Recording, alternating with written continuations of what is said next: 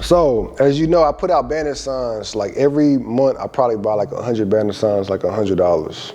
Maybe 200 banner signs for $200. So lately I've been doing stickers.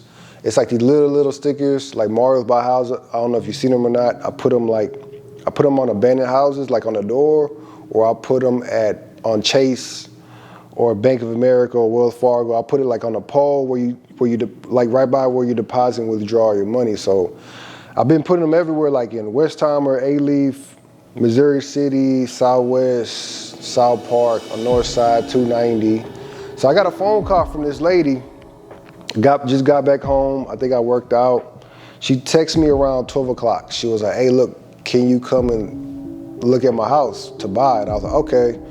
I was like, where is it at? She sent me the address. I was like, how much do you want for it? She said, if I tell you over the text message, you're gonna think it's too much, so can you come and look at it? I was like, okay, I'll come around 3 o'clock. She said, that's fine. So I rushed, take a shower, everything.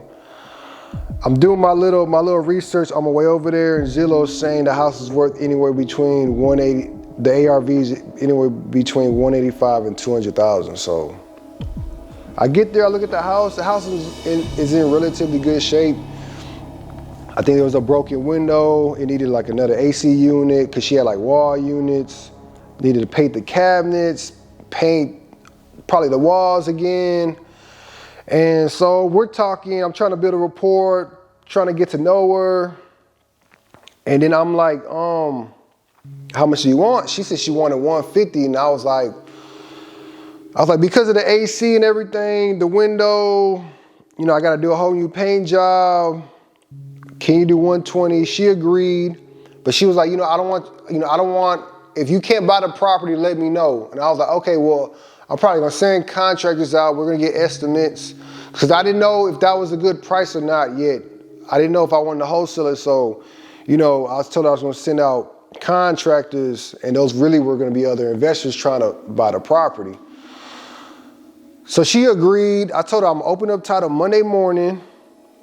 We're gonna try to clear the title. I asked her if there's anything on the title. She said no. She said she just had a mortgage. I'm like, okay, great. So Monday morning we open up title. I tell my title company to rush everything. Let's hurry up and get the HOA in. Let's hurry up and get the mortgage in. So I call her. I'm like, call the title company. Give them information so we can hurry up and clear the title in 2 weeks. And she was like, okay. So they're calling her, asking her stuff, and then they're like, hey, do you want to pay for the HOA? It's like $135. So I call her. She's not picking up. She's like, well, I got questions. I'm gonna let you know Saturday. I'm like, okay. So Saturday comes around. She was like asking me questions, and then she just straight up and was like, I want 150. I want a realtor, and I want to change title companies. And I started getting like aggravated. I was like, why do you need a realtor? And she was like, because I need a realtor to make sure to look over the paperwork. I really don't know what I'm doing. I'm like, all you're gonna do is get a realtor to be the middleman, and they're gonna take money out of your pocket or money out of my pocket, and that's like probably like $3,600. And she was like, Mario, why do you care if I get a realtor? And I was like, because I don't want to pay for a realtor. And she was like, okay. She's like, I'm gonna pay for it. Don't worry about it. I'm like, okay. We could change title companies and you can get a realtor. That's fine. But as far as the price, I'm not negotiating the price. We're just doing 120. And she was like, I think she got mad. So it is what it is. So my title company's like calling her the following week, and then she just flat out and tells me that she doesn't want to sell the property anymore. And then my title company's talking to her, and she's like really evasive with the details. She didn't want to give them her social. And they're like, what's up with this title? Your husband's on the title. You're saying that you're selling the property. Like, where's your husband at? And she was like, we're divorced. I'm getting all the proceeds to the property. And they're like, well, he's on the title. And they ask her like, was he living with you? Because in the state of Texas, like, you could get married, and if y'all don't live together and you had a property before y'all get married, if he doesn't or she doesn't live with you in that property that you purchased before, when you want to sell it, you can get all the money. Now, if your married significant other comes in the property and lives there and helps you pay bills, I'm assuming they're gonna get half of the proceeds. It doesn't matter because y'all are married now, and it doesn't matter if you got the property before y'all got married because they're living with you. And she was like, yes, he was living with her. So, bam, he deserves half, and he was on the title. She didn't like that. She told me and the title company she didn't want to sell it no more. So I found out a week later that she's trying to sell the property to another investor. So I'm like scrambling, trying to find the title company. Her realtor reaches out to me, trying to renegotiate the price. And I was like, man, I'm not going up on the price. I told her that it was $120 and that was it. And she was like, well, you weren't compliant. We sent you a sheet. We emailed you a sheet terminating the contract. I talked to lawyers, and I was like, well, your lawyers obviously don't know anything about real estate, because once she signed my contract, I got to sign off on the contract. And if I don't sign off, she's not out of the contract. She's still in the contract legally. And she was like, well, we just sent you the termination. You wasn't compliant. And I was like, man, we was trying to clear the title in those 2 weeks period, and she wasn't compliant. She didn't want to give my title company any information. This is all documented. And she was like, well, I understand now why she didn't want to deal with you, because of the way you are. And I was like, listen. I got a memorandum on the property. If I were you, I would open up title at this new title company that y'all about to open up title at, and I would try to see, I would clear the title, and you're gonna see that I got a memorandum on the property, and you're gonna come back because you need me to release this title. This memorandum. And she was like, no, she just was like, I don't know what she said. She just was talking to me crazy, and I was like, okay, that's cool. You're gonna hit me back in a couple of weeks or so. So sure enough, she hits me back like a couple of weeks. She's like, why do you want this property so much? And I was like, ma'am, like, so if somebody agrees to sell you their property, you open up title, you pay the title company, you pay to rush the mortgage, you pay to rush the HOA, you pay all these fees, and you're driving back and forth, you're talking to them, you're wasting your time, and they just want to, and they want more money, and they just decide to sell it to somebody else, and you're gonna be cool with that? You're cool with somebody wasting your time for like 2 weeks straight? And she was like, well, look, are you gonna buy the property, yes or no? And I was like, yes, I'll buy the property, but for $120. And she was like, okay, well, look, tell the title company we're gonna proceed. And so I'm calling my hard money lender, my private hard money lender, and I'm telling them what's going on. And he basically was like, look, that title company is making an exception for her husband. And in doing so, after you buy that property, her husband could come back and be like, hey, look, I want half of this house. I want $10,000, I want $80,000. And you got to give it to him legally. So if you go with that title company versus your title company, you're basically going to get screwed. And I kept on telling that lady, like, is the title clear? And she's like, yes, they're making an exception for the husband. And I'm like, hey, look, I need that husband to sign off on the mortgage. And she was like, no, they don't need all that. The title's clear. And I'm like, listen. I'm not gonna be stuck with this guy coming back and trying to get this money from me after I got a tenant in there and I put all this work in that property. Like, I'm not about to get sued because y'all are trying to make me do something I don't want to do. And she basically was like, okay, that's fine.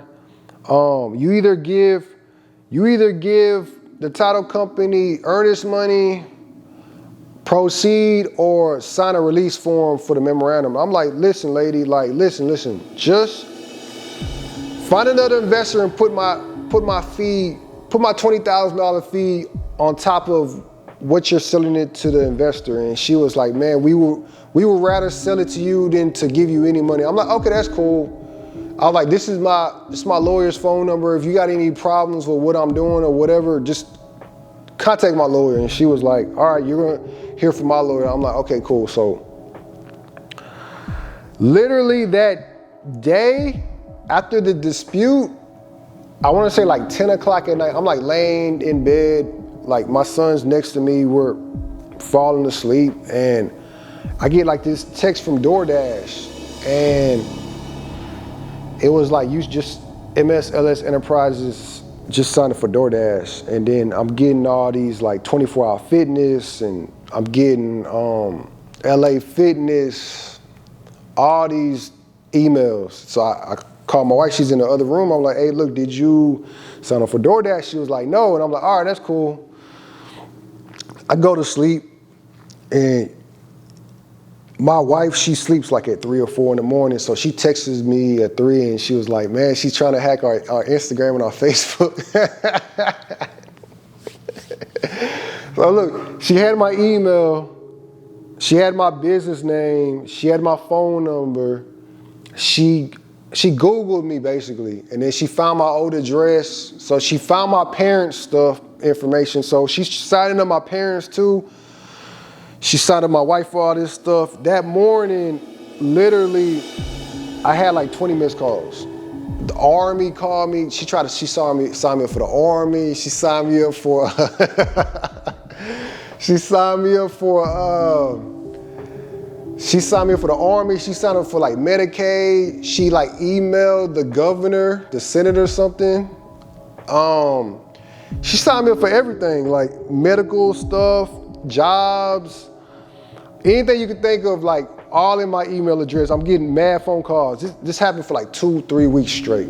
I think this past Friday, I've got like a couple more phone calls, and this is like ridiculous. So I get a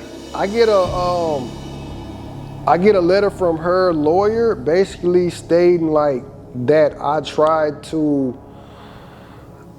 get the house like illegally, and I put a lien on her property and all this nonsense. So the lawyer sent me the letter, priority mail. Matter of fact, I'm gonna read y'all the letter. Look, MSLS Enterprise LLC, my address, Houston, Texas. Dear MSLS Enterprises, Mr. and Mrs. Lloyd, this firm represents the complainant, the seller. Please direct all correspondence regarding this matter to this office. On or about January 22nd, 2021, my company and the seller were entered in agreement whereby my company agreed to purchase the seller's property at the property address per the terms of the contract. Closing was required to close within 2 weeks from January 22nd, 2021. 2 weeks after January 22nd, 2021 came and went, my company, MSLS Enterprises, closed on the purchase of her property. As such, the contract between my company and the seller was voided, of no further consequence. Although the contract terminated and her was not required to sell the property, my company later unequivocally admitted the contract without the seller's authorization or signature to change the closing date to February 22nd, 2021. The seller never agreed to February 22nd, 2021 closing date, and my company never obtained the seller's consent for the amendment.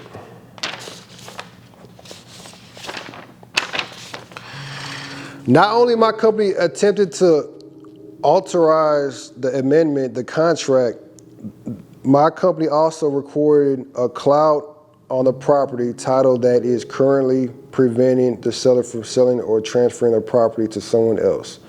When confronted about this unlawful lien and clout, my company refused to release it and instead demanded to be paid $20,000. My company is holding the seller's property hostage, attempting to extort funds from the seller my company does not deserve.